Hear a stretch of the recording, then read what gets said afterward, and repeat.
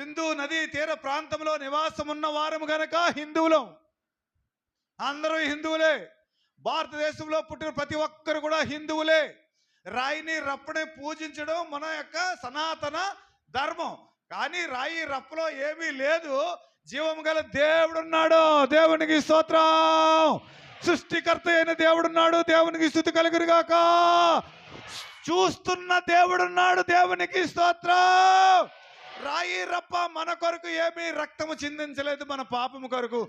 పరిశుద్ధాత్ముడే సర్వ మానవాళి కొరకు పాప ప్రోక్షణము కొరకు, రక్త ప్రోక్షణము కొరకు, రక్త ప్రోక్షణము చేసి పాపిని పరిశుద్ధునిగా చేసిన దేవుడున్నాడని నమ్ముకున్న వారందరూ కూడా క్రైస్తవులే. దేవునికి స్తోత్రం.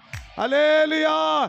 హిందూ దేశంలో పుట్టిన హిందువులు అయినప్పటికీ మేము నమ్ముకున్నది మతము కాదు. మా నమ్మకం పరలోకం వెళ్ళడం కొరకు ప్రభువే, పరిశుద్ధాత్ముడే, యేసుక్రీస్తే, లోకరక్షకుడే, సర్వ మానవాళి కొరకు నరకబడినటువంటి యేసయ్యే దేవుడు. దేవునికి స్తోత్రం.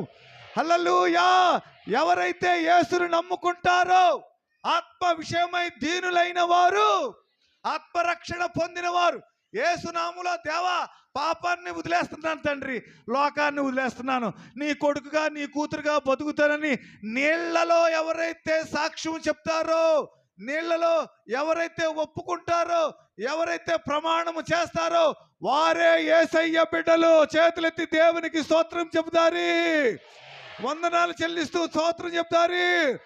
మన పాపముల కొరకు బలైపోయినటువంటి యేసుక్రీస్తు ప్రభువునకు చప్పట్లు కొడతారు.